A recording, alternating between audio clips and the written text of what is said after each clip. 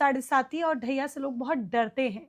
क्या ये एक प्रोसीजर है शनि की वर्किंग का ही इसी तरीके से जैसे आपने एक वर्किंग बताई या फिर एक सिर्फ़ कुछ समय का एक कष्ट है? साढ़े साती और ढैया है क्या? लोगों को क्या वाक़ई में सच इतना ज़्यादा परेशान होने की ज़रूरत है? जी देखिए, साढ़े सत्ती और ढैया 2 अलग-अलग शनि के गोचर ही हैं। गोचर का मतलब कि चलते-चलते शनि जब किसी स्पेशल पोज़ीशन पे आ जाता हुँ, है। हर हर 30 साल बाद ये फिनोमिना रिपीट होते हैं। हुँ, एक साढ़े सत्ती किसी की आई, 30 साल बाद फिर आएगी, 30 साल बाद फिर आएगी। ओके। बहुत लकी इंसान होते हैं जिनको जीवन में तीसरी साढ़े सत्ती देखने को मिल जाती है। यानी कि उम्र जो है बड़ी हाँ, एडवांस स्टेज पे पहुँच जाती है जी। उनकी। तो शनि की साढ़े सत्ती क्या होती है? शनि की साढ़े सत्ती हमारे थॉट प्रोसेस में बदलाव लेके आती है। ओके। वो जीवन में उस समय कुछ ना कुछ इस तरह के बदलाव लेके आती है या कि कुछ ऐसे रिजेक्शंस या कुछ ऐसे नए सर्कमस्टांसेस लेके आती है हुँ, जिसकी वजह से वो इंसान वो पुराना इंसान नहीं रहता, हुँ, नया इंसान बन जाता है। लेकिन ढैये की वर्किंग इससे थोड़ी डिफरेंट है।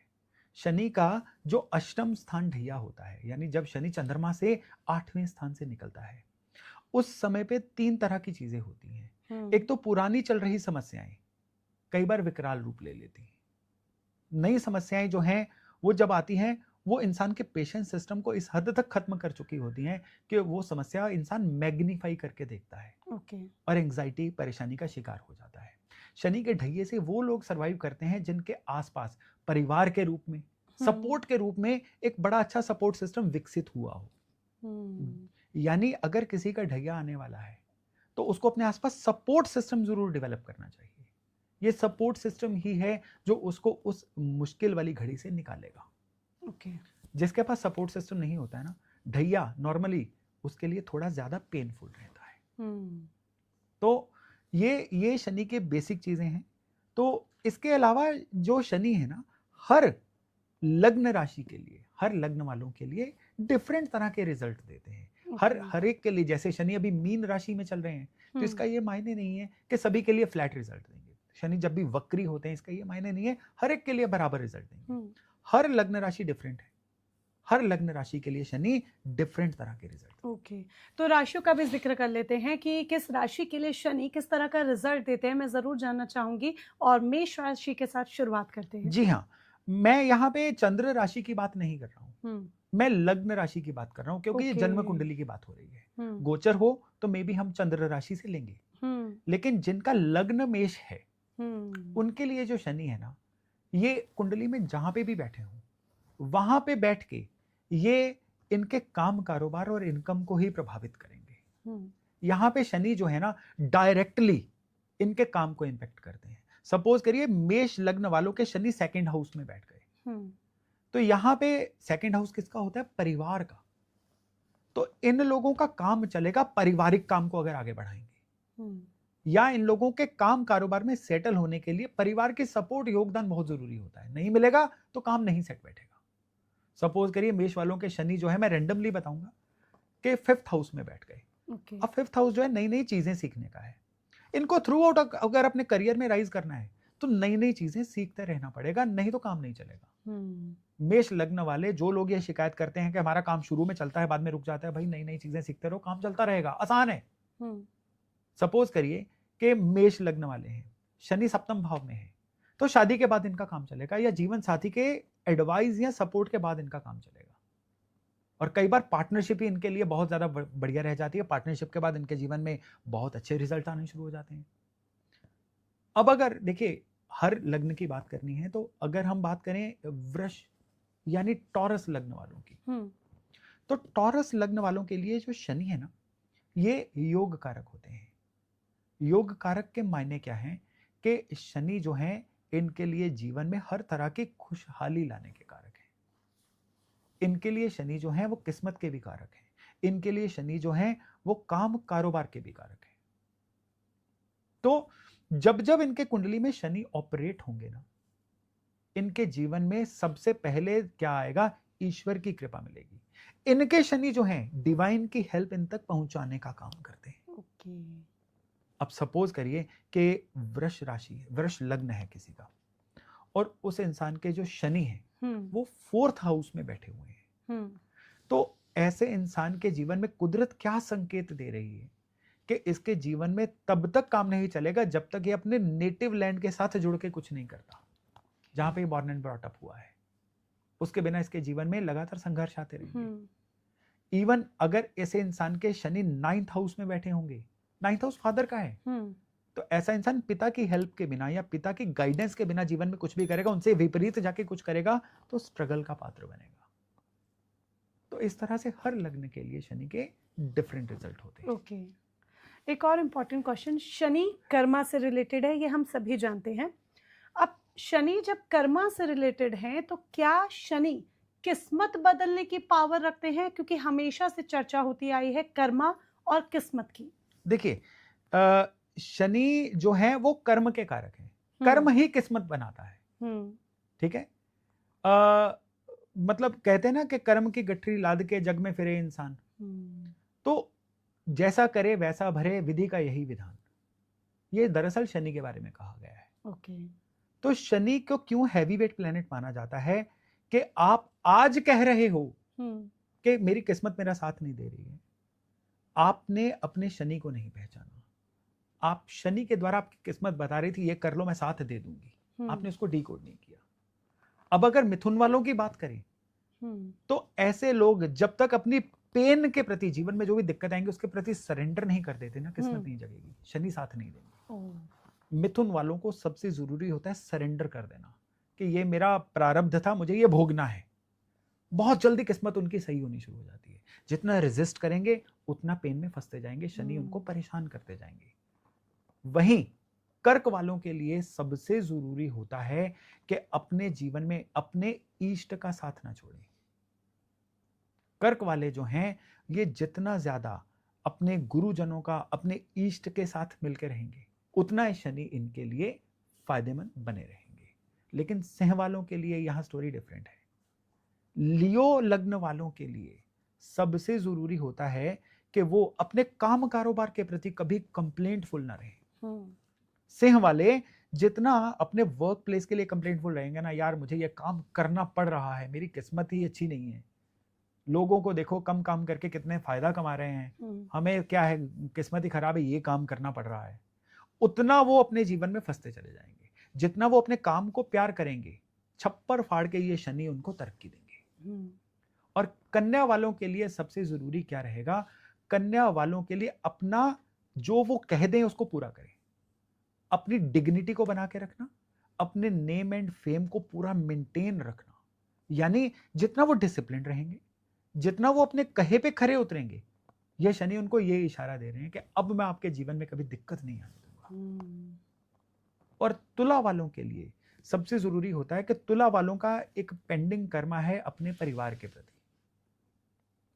तुला वालों का एक पेंडिंग कर्मा है खुद के प्रति, अपना खूब ध्यान रखना, अपने परिवार को क्वालिटी टाइम देना, काम और परिवार के बीच में बैलेंस बना के रखना। जितना बखूबी इसमें क्वालिटी ऐड करेंगे, शनि इनके जीवन में क्वालिटी ऐड करेंगे। और ठीक उसी समय पे वृश्चिक लग्न वालों की बात करें तो इनके कुंडली में सबसे जरूरी क्या है?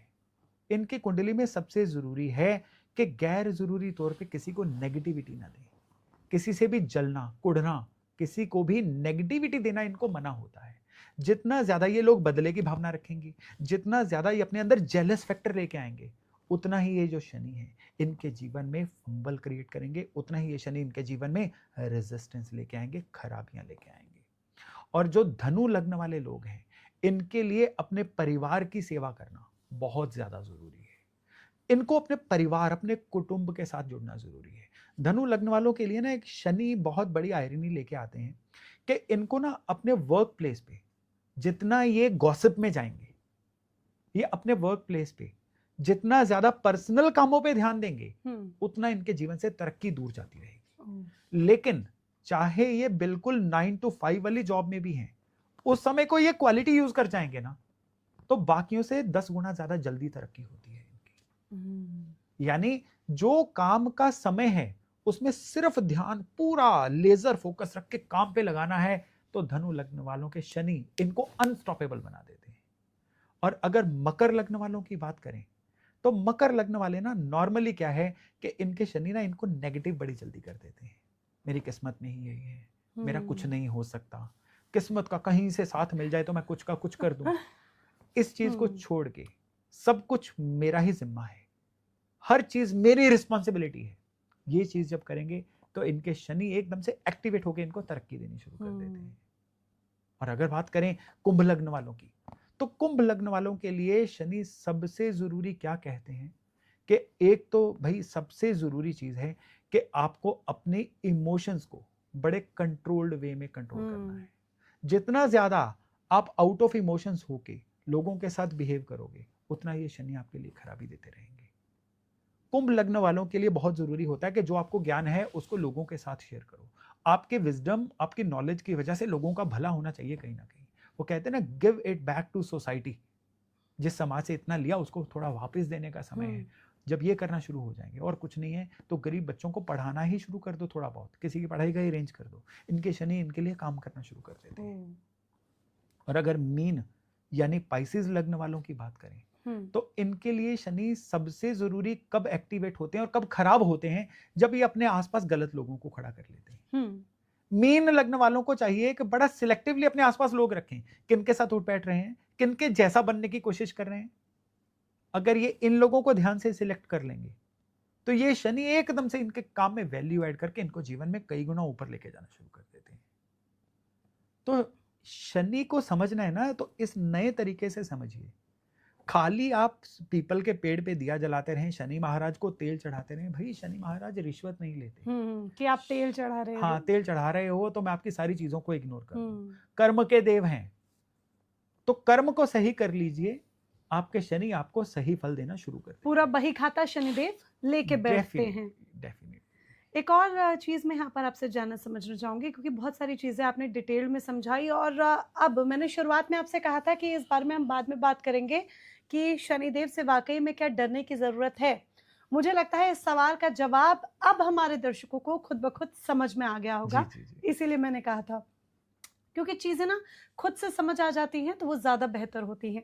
क्या शनि देव को हम अपनी स्पिरिचुअल जर्नी में शामिल कर सकते हैं? जैसे मंगल के लिए हम कहते हैं हनुमान जी हैं, हनुमान जी हमारी स्पिरिचुअल जर्नी का पार्ट हैं, शिव जी हमारी स्पिरिचुअल जर्नी का पार्ट है, तो शनि देव क्या हमारी स्पिरिचुअल जर्नी का पार्ट हो सकते हैं? देखिए मोनिका, सारे के सारे जो नवग्रह हैं वो स्पिरिचुअल जर्नी का पार्ट होते हैं। हर ग्रह का आपकी स्पिरिचुअल जर्नी में, आध्यात्मिक जर्नी में एक अलग रोल होता है जी। जैसे कि फोकस करना, ईश्वर के साथ जुड़ना केतु का रोल है, और चीजों में आप कह लीजिए कि आप अपनी स्पिरिचुअलिज्म को अपनी भावनाओं के साथ जोड़ें, वो चंद्रमा का रोल है। मुझे क्या पाना है स्पिरिचुअल जर्नी से, वो सूर्य का रोल है। मंगल का रोल है कि आप कितना कंसिस्टेंटली चीजों को करते हो। बुध का रोल है कि आप स्पिरिचुअल दिशा में किस दिशा में आगे जाते हो, कौन सी पद्धति अपनाते हो। जुपिटर का रोल है कि उस स्पिरिचुअलिज्म में गुरुओं का आशीर्वाद, आपको सिखाने वाले कौन मिलते हैं। और शुक्र जब स्पिरिचुअल जर्नी में आ जाता है, वो स्पिरिचुअलिज्म को मजेदार बना देते हैं। और जब शनि आता है ना, शनि की स्पिरिचुअल जर्नी में क्या होता है कि इंसान खुद को तकलीफ देके, या कह लीजिए कि कम से कम रिसोर्सेज में ईश्वर को पाना चाहता है। उसमें फिर जो 5 स्टार बाबा है ना स्पिरिचुअलिज्म देने वाले, वो शनि की यात्रा में कहीं नहीं ठहरते हैं। इसीलिए मेरा सवाल था, क्योंकि कभी हमने ये नहीं सुना कि जैसे भक्त, हम हनुमान जी के बहुत बड़े भक्त हैं, हम शिव जी के बहुत बड़े भक्त हैं, लेकिन कभी हमने ये नहीं सुना कि कोई व्यक्ति ये कह रहा है कि मैं शनिदेव का बहुत बड़ा भक्त हूँ। नहीं है, देखिए शनिदेव के बहुत बड़े भक्त लोग हैं, मैं बहुत बड़ा भक्त हूँ अपने आप में एरोगेंट स्टेटमेंट है। ओके। आपको किसने सर्टिफिकेट दिया कि आप बहुत बड़े भक्त हो? ये तो आपने खुद कुछ किया और खुद को सर्टिफाई कर लिया, खुद को क्रेडिट दे दिया, खुद को क्रेडिट दे दिया। ये तो वैसा ही है कि बिना स्कूल में परीक्षा दिए आपने खुद को पास घोषित कर दिया। तो ये कहना कहीं सही नहीं है, ये आपके रिजल्ट्स के थ्रू दिखेगा कि आप कितने बड़े भक्त हो। क्या शनिदेव की भक्ति सिर्फ यहाँ तक सीमित है कि आप शनिवार के दिन जाइए मंदिर में, शनिदेव को तेल चढ़ाइए, दीपक जलाइए, या इसके अलावा शनिदेव की भक्ति व्यक्ति किस माध्यम से कर सकता है? मैं यहाँ देखिए इस चर्चा को इसी चीज से समापन करूंगा कि 3 लेवल पे आप शनिदेव को करेक्ट कर सकते हैं। पहला लेवल है कि प्रॉपर अपने समय को सही यूटिलाइज करके, आप अपना समय सही यूटिलाइज कर रहे हैं कि नहीं, इसका जवाब केवल आप ही दे सकते हैं। क्योंकि कहते हैं ना, लुक बिजी डू नथिंग, ये आप ही को हम्म। पता है। जो ये True. कर लेते हैं उनको बाकी 2 उपाय करने की जरूरत नहीं। हम्म।